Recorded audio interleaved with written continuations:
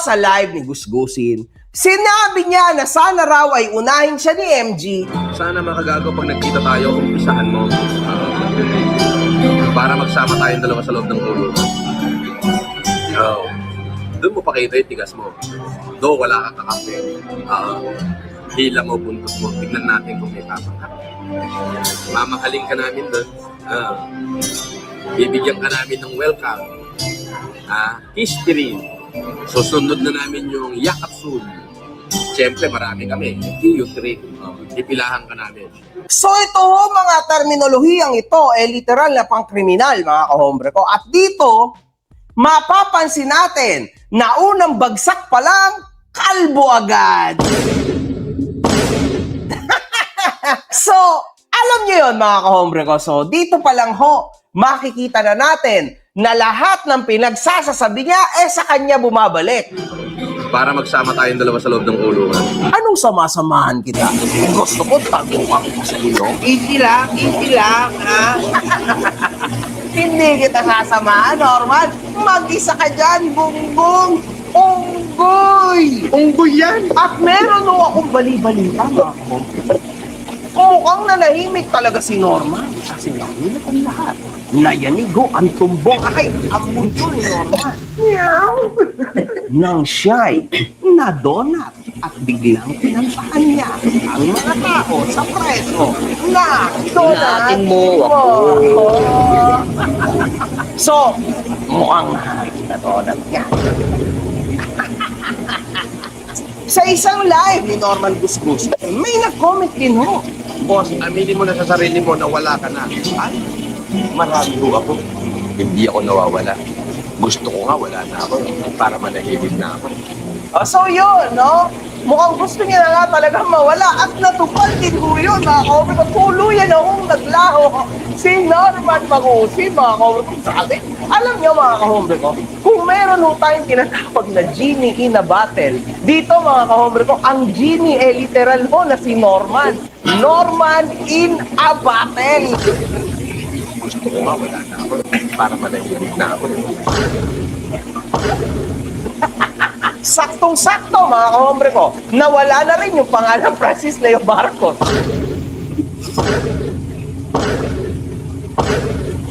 Diba? So, alam nyo, nawala na ho lahat sa buhay ng ating bidang-bida na si Norman Magusi.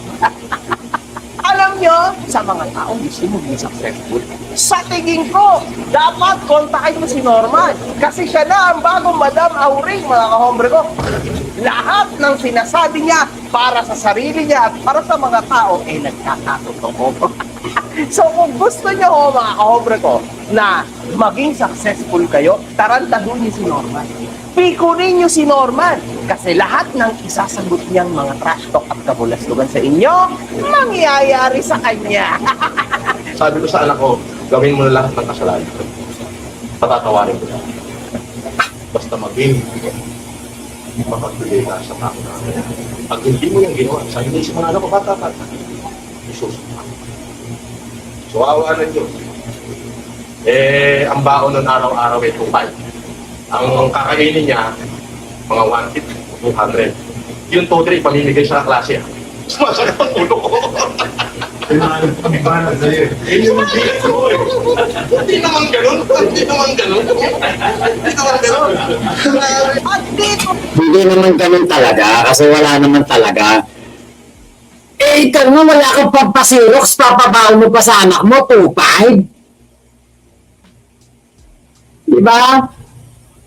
Ay, putya, naiba na naman yung ano ko. Oo, iba yung aking yung aking audio. Oh, yan. Oo, na ano nga. Ba't kaya ganun?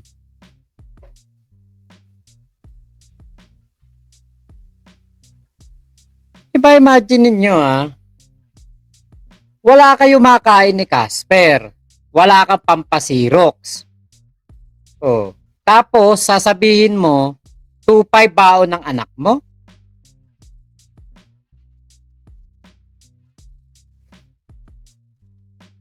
Diba? Sino ang maniniwala dyan? Sino ang paniniwalaan dyan? Siyempre, magtatawanan yung mga kaharap niya na yun. Ang mga kaharap niya nun, sila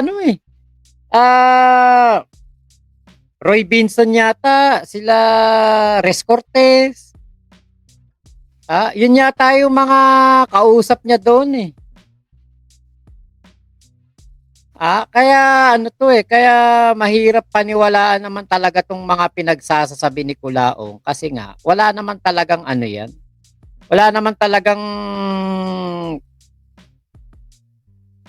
ganong pera na ipambabaon sa anak. Ito ho, mga kahombre ko. Hindi na maintindihan kung ano ba talaga ang gusto ni Norman. Kasi, Ang baon nun araw-araw ay 2.5. wow, 2.5 ang baon nun. Grabe. Napakatindi naman kasi sinungaling ni Norman talaga. Pero sige, sakyan natin si Norman, mga kahombre ko. Kunwari nga talaga, 2.5 ang bigay niya sa kanyang mga anak. Pero, mga kahombre ko, huwag niyo kakalimutan, bago tayo umabante, ito rin ang sinabi niya, mga kahombre ko, sa kanyang mga inaanak, ganito daw siya magbigay. Sabi ni KHDC, Ninong, anong regalo mo sa inaanak mo sa Pasko? Ba, lahat ng inaanak ko ay minimum yan, 50,000. Oh.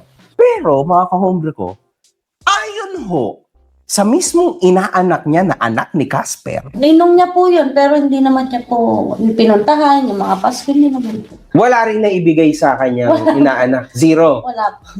O, alam niyo na. O, pero abante tayo. Kunwari, sakyan na lang natin, mga kahombre ko. O, yan. O, 2.5 ho ang bigay na baon sa kanyang anak, mga kahombre ko. Araw-araw, mga kahombre ko.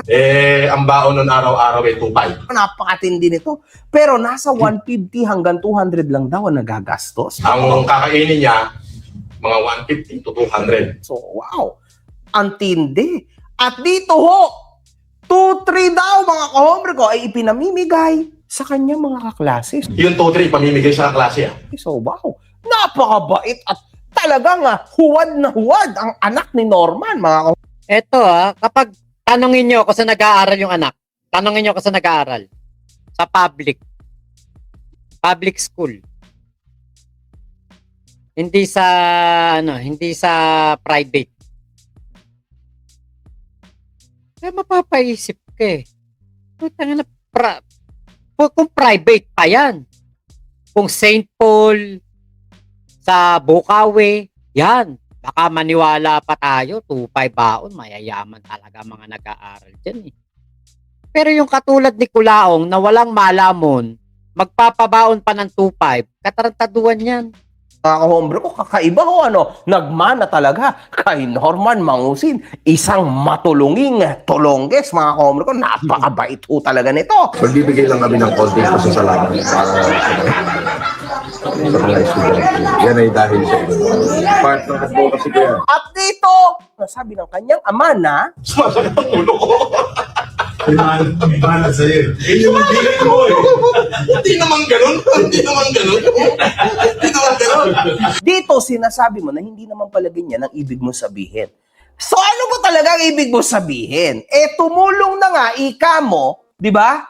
Nagbigay sa mga kaklase niya. So yan yung gusto mo, yan yung sinabi mo initially. Basta maging mapagbigay ka sa taong nangangailangan. Pag hindi mo yan ginawa, sabi ko sa mga anak ko, bata pa, isusumpa ko pa. Tas nung tumulong, di ba? Kasi it doesn't matter kung kanino. Basta mahalaga, tumulong. Tama?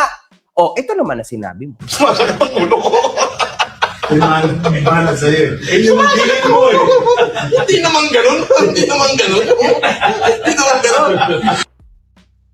Ano ba talaga, Norman?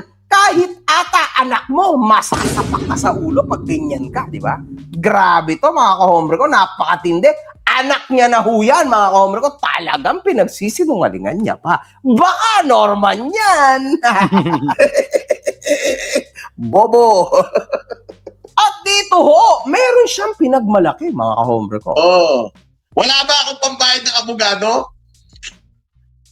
Tignan mo nga yung mga korte kung sino yung mga abogadong tumatayo sa akin. Ako lang ang nag-hearing, na pag nag-hearing ako, lalo na nung kalakasan, kasagsagan ng trial ko, 14 yung abogadong dumarating. Gusto mo pangalan? Basahin nun natin ang mga comments ng mga hinayupak sa internet, mga kahombre ko. 14 na Casper, ang lupit. Natatawa na lang lagi si Casper kay amo niya kasi alam niya ang totoo. Kaya pala umiyak nung press con, walang kasamang abogado. Alam nyo, mga kahombre ko, eto sasabihin ko sa inyo ang totoo. Una sa lahat, no, para sa mga taong may kakayanan, una pa lang, mga kahombre ko, right mo yon, no? Kung ikaw ba ay papayag magpa-press con or hindi.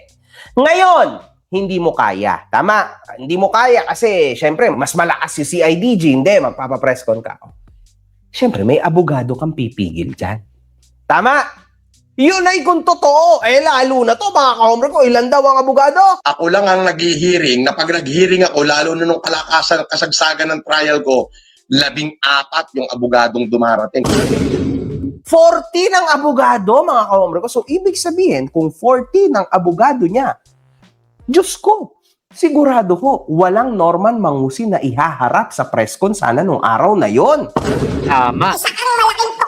Oh, di ba? Pinagbigyan mo siya, mga kahombre ko, ng CIDG na tumawag sa kanya mga abogado. Sandali lang, kausapin mo lang abogado ka. Sa Paranaque, eto, binibidyoan na ako rito. Ewan ko kung may vlogger dito. In fact, ang sinuggest ng abogado niya ay sumama na lang daw siya sa CIDG. Tapos, Di ba? So, ayan o, yung mga abogado ni Norman, mga kombre ko, talaga na sinuhestyonan siya na, o, di ba? Eh, mukhang busy ho lahat ng abogado niya nung araw na yun. Mga kahombre ko, it was a Tuesday. So, working day ho yun, pero mukhang nakahalap dito lahat ng abogado niya. Naisip siguro, Hindi, normal naman eh, please. Magpahuli ka na lang, sumama ka na lang dyan. di ba? Then, in 4 days, aasikasuhin kita. hanggang doon na lang yan, no? Di ba? Mga kaombre ko naman, kung tunay ka may abogado, pupuntahan ka talaga agad niyan. Hindi niya papayagan ng mga media. Nakausapin ka. No chance, man. Or, tulad na sinabi ni Norman, So, ang just fixation lang kung ipahiya niyo ako sa buong Pilipinas, grabe, para akong pumatay. kung may tunay kang abogado, Norman, hindi sila papayag na ganyanin ka. And they will be there to fight for you. Sila na ang bahala sa mga CIDG. Kung tunay nga, no, na meron kang abogado. Kaso, mukhang wala. Meow, meow, meow. Galing talaga ni Norman. Sumama ka na lang. Oo, ayun naman ang maganda kay Norman. Masunurin siyang aso. In fact, sumama na nga lang siya talaga. Ang galing ni Norman! Pare, advice ko sa'yo, makagago, medyo patakin mo ng konti yung bayag mo. Para naman talagang magkabayag ka. Baka naman puro luslus yan. Kinangina mo. O di naliligo ka ng mura sa akin ngayon, di ba? Yun naman pala. Kaya pala ilang beses ka naduwag sa akin. Ako, totoo ko sa salita ko sa mga supporter ko. Pero sa mga troll na katulad nyo, nangako ka na, gusto mo tuparin ko pa. Abusado ka naman. Iyan naman pala, Norman, di ba? O, yan. Ngayon, ayan na yung masasabi ko sa'yo. Eh, sino ba naman sa atin, Norman, na nagtatago ngayon, di ba? Hindi ka na nga mamatahan, ni hindi ka na nga nakakapag-live. Kaya, Norman, ito ang masasabi ko sa'yo. Pare, advice ko sa'yo, Norman Mangusi, medyo batakin mo ng konti yung bayag mo. Para naman talagang magkabayag ka. Baka naman puro luslus yan. O, yun naman pala eh. Isipin mo yun, sinasabi mo yun sa sarili mo. Bakla yan, no? Dito, mga kahombre ko, sa video na ito, may pinakitang dokumento si Norman. Siguro eto, hindi pa na video to ni MG, hindi pa niya na, kasi kagabi lang naman nag-live si Kulaong sa kaninang hapon. Siguro hindi pa, siningit na lang yung kanina sa isa opening, yung intro. Siningit na lang yon kasi na-record to tapos na siya makapag-record, makapag-vlog, saka palang nag-live si Kulaong kagabi. Gusgusin. Batay ho sa naging desisyon ng korte sa Branch 28. The certificate of live birth of the accused appellant Norman Antonio Mangusin is given more faith and credence by the court, yung Branch 28, okay, than the certificate of live birth. Dalawang certificate of live birth. Kaina, di ba? Ilan ang certificate of live birth? Dalawa. Okay. Eto na tayo. Ayan, oh. Ayan.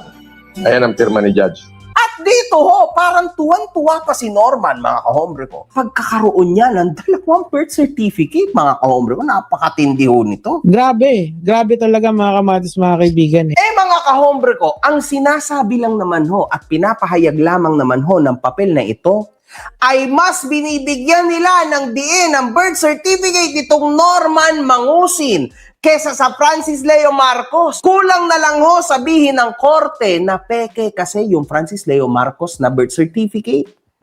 At ang lehitimo lang na birth certificate ay itong Norman Mangusin. And in fact, it has been decided and canceled na po yung Francis Leo Marcos, mga kahombre ko. Wala na yon. So, Norman Mangusin na lang ang natitira because ayan ho, siya. This is the actual him. Siya to. So definitely, hindi makakancel yan sa mga nagtatanong. Hindi yung makakancel to kasi itong Norman Antonio Mangusin, siya ho talaga yan. 'Di ba?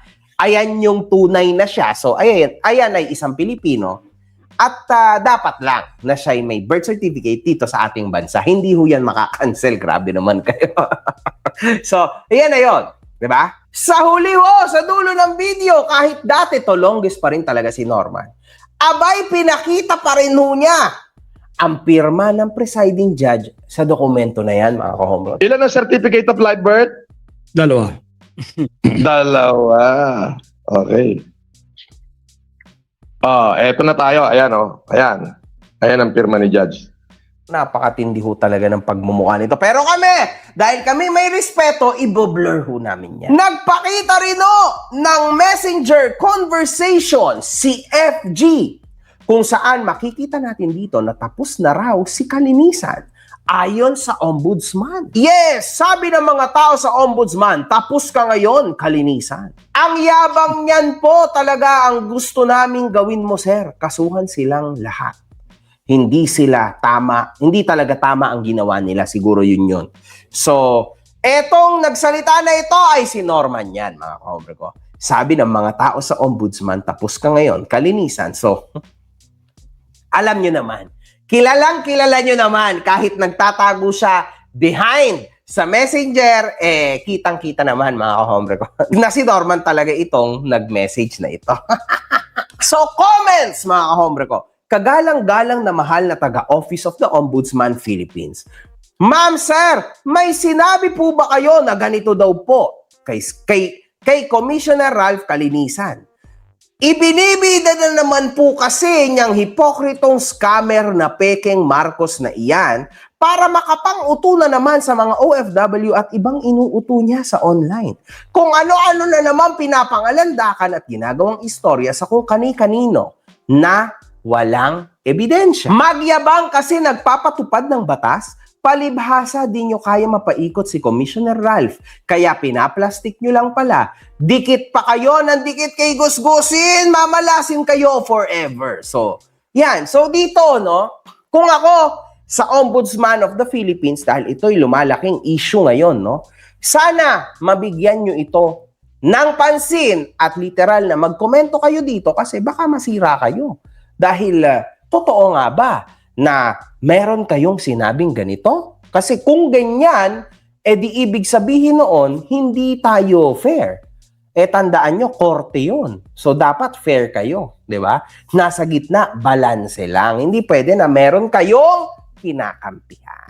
Yun lang naman yun. Mapapansin natin dito sa video na to, mga kahombre ko, na napakatindi. Talagang si Norman ho ay nabaliw-baliw na at nakikipag-usap po siya sa sarili niya, mga kahombre ko. Napakatindi ho nito.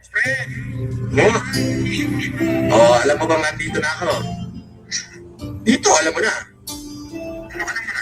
Eh, nandito na ako 3 araw na ako rito. Nakita natin na kanina eh. Hindi kasi in-interview ko in-interview ko ni Katani Simon, tapos yung isa, 2 newspaper yung nag-interview sa akin. Tapos, syempre, okay lang naman, wala naman. Natapos ko na yung relo ko kay Lorna. That's good. Ano naman? Ano ba? Siyempre, nandito ako, VIP, siyempre, superstar pa rin, di ba? Hindi ba yun sa atin? Oo, no? Oo. Nandito lang ako sa kwarto at medyo naka-live lang ako. Kain ba tayo? Saan mo gusto kumain? Umaga pa ako, kain tayo, steak tayo? Sige. Okay, sige. Nataas ko mag-live, baba ako dyan. Sige. Mapapansin ho natin dito na medyo putol-putol or choppy-choppy din ang boses ito para hindi ho mahalata ng mga viewers niya. Kain ba tayo? Saan mo gusto kumain? Umaga pa ako, kain tayo, steak tayo? Maliban na lamang kay Norman na tilang nakakaunawa pa rin. Ganyan o si Norman, mga kahobre ko, di ba? Ayan yun. Gets nyo? Nag-post si Genius na mga lumang convo ni Norman Gusgusin kung saan makikita ang iba't ibang paraan niya ng paghingi ng pera sa kung sino-sino at kani-kanino mga tao, mga kahobre ko. Kapatid! Kailangan ko ng 200k dito for temporary protection. Salamat. Salamat, kapatid. Kapatid! Kapag pumunta kayo dito, sabi niya dadalaw kayo kay Kerwin Espinosa. Masyado akong mainit. Ayaw magpapasok ng bisita lalo na COVID. Nakatimbre na kay Kerwin. Salamat. So ito yung most probably nung nakakulong pa siya, mga kahombre ko. Tandaan mo yan, kapatid. Kailangan mong makalabas dyan. Okay. Nagbigay na tayo ng acceptance fee kay Attorney Chua kaya wala ka na magagawa. Magtatrabaho na siya. Yung hinihingi ko, please! Yung hinihingi ko! Kailangan ko ng pera dito para mabuhay ako. Salamat. Yes, please. Mag-aabot ako ng anumang meron ako ngayon kasi holiday bukas. Ipapaabot ko kay attorney. Asa na kayo? Naglalabasa na mga nasiksik ng lakay mo. So, ayan o yung panahon, mga kahombre ko, na talagang maraming naniniwala sa kanya. Let's continue. Asan ka, Sir Green Hills? Balik po ba ako or tomorrow? Sabi ko nga, planuhin natin mga gagawin. Tapos ng live ko, congresswoman ka na. Tomorrow, agahan mo para masaya ako. Maliligo lang kami, boss. Okay. Ano daw to? Tigilan morning mo na yung kakaayuda mo. So siguro, tigilan mo na. Siguro, ibig niyan sabihin. Dito sa opisina natin, pag-aralan niyang ayuda mo. Mahaba-haba ang laban. Okay po, pahinga na po. Opo. Mga napangakuan ko kasi before natin mag-meet, kaya nga umorder 200 sacks, so nag-meet tayo. So, yan. To all, Saturday is our deadline, but if anybody want to send their help early as tomorrow, it would be highly appreciated. To all wanted to be part of Alabang Mega Humanitarian, please be guided. So, makikita ho natin dito, mga kahombre ko, na talagang kahit noon, ang iniuumang niya ho, no? Sa mga tao nilang lahat, mga kahombre ko, ay yun pong humanitarian na yan. Pero ang totoo, ibinubulsa niya to have perfect life sa loob ng kulungan nung panahon na yan. Nag-post din si Fuji. Kaya nga sana matalaka yan yung pagkakakulong ni Kulaong na nakakagamit ng cellphone, nakakapanghingi, nakakapang budol. May 19 yan nakulong O nakalagay dun sa screen na shot, May 23, 2020. May 19 yan nakulong. Kaya eto sana nga makarating to kay Chief Kalinisan, yung mga ganyang paggamit ni Kulaong ng cellphone habang nakakulong. Kasi kung napigilan si Kulaong noon na makagamit ng cellphone at sineryoso ng nakaraang administrasyon yung sumbong ni Cap Nino Barsaga sa BJMP, di sana walang nakapag-cellphone na Vitaly Zaidorobetsky. Kaya nakakapag-cellphone si Vitaly dahil nga si Kulaong, nakakapag-cellphone din Kaya ibig sabihin, yung mga kurakot sa BJMP, nandoon pa rin. So maraming salamat po ha. Ingat po kayo. Nasaan mang panig kayo ng mundo. Momo, chup chup, love you. God bless us all. Pilipinas, God first.